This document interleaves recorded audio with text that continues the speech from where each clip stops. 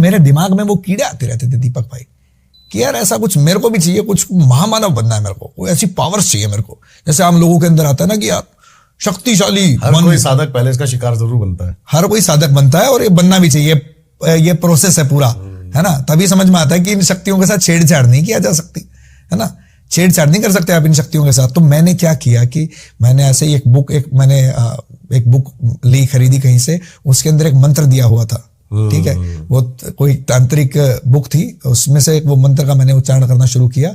मैंने जो है 41 डेज वो साधना करी।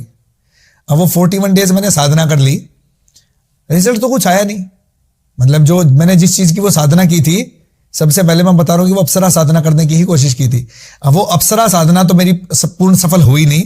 उसके बाद हुआ क्या कि मेरे जो 41 डेज जब ओवर हो गए ना, उसके बाद जब मैं रात को सो रहा हूं ना, तो रात को सोते सोते मेरे साथ कुछ ऐसी घटनाएं घटनी शुरू हुई कि जैसे मेरे को लगा मेरे साइड में आकर कोई लेट गया। मेरी आंख खुली, मैंने देखा कि यहां पे तो कोई नहीं है। मुझे लगा कि मेरे मन का भ्रम होगा, ये वहम होगा मेरे मन का।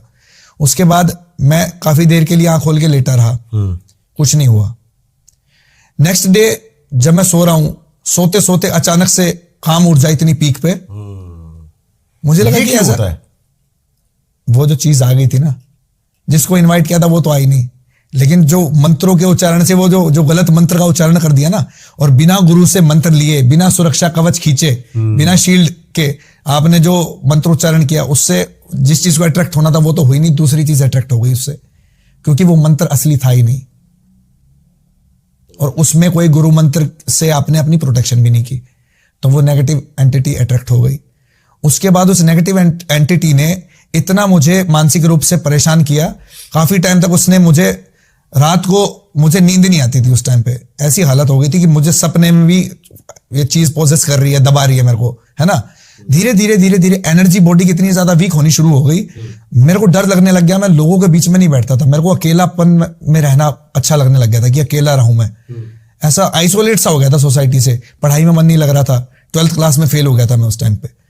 उसके बाद फिर धीरे धीरे हुआ क्या कि एक बार मैं अपने परिवार के साथ ना, राजस्थान में एक जगह है बड़ी अच्छी, हनुमान जी का मंदिर है, सालासर हनुमान जी, सालासर बालाजी मंदिर, तो मैं एक बार उधर मैं अपने परिवार के साथ गया, तो वहां पे ना धूना जल रहा था, हनुमान जी का धूना जलता है हमेशा, हर वक्त वहां पे ना धूना जलता है ना।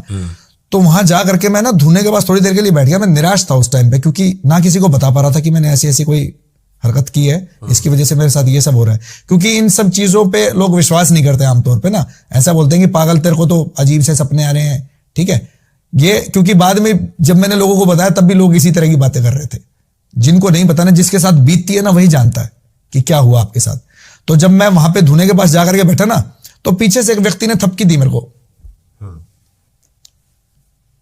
वो थपकी दी तो मैंने पीछे मुड़ के देखा, एक बुजुर्ग से व्यक्ति खड़े थे, लंबी लंबी दाढ़ी थी उनकी, लंबी लंबी दाढ़ी थी उनकी, और बढ़िया इतनी मतलब मोटी मोटी आंखें उनकी, करीब 65-70 साल के व्यक्ति थे, और नॉर्मल ही कपड़े पहन रखे थे उन्होंने, कोई साधु वेश में नहीं थे। उन्होंने बोला बेटा बजरंग बाण का उच्चारण कर, इतना कह करके वो चले गए। उसके बाद से दीपक भाई वहां बैठ करके, जो हनुमान जी का धुना था उसके आगे बैठ करके मैंने जो है वहीं से पुस्तक ली, उसकी वहीं रखी होती है हनुमान चालीसा की, बजरंग बाण की, वहां से मैंने एक उच्चारण किया बजरंग बाण का। उसके बाद लगातार जो है 21 दिन मैंने 21 दिन बैठ करके डेली मैंने बजरंग बाण का उच्चारण करना शुरू किया। तब धीरे धीरे करके वो एनर्जी से, वो जो नेगेटिव एंटिटी थी उससे फिर मेरा पीछा छूटा, उससे फिर मेरा छुटकारा हुआ, तब जा करके फिर मैं उन चीजों से मुक्त हुआ।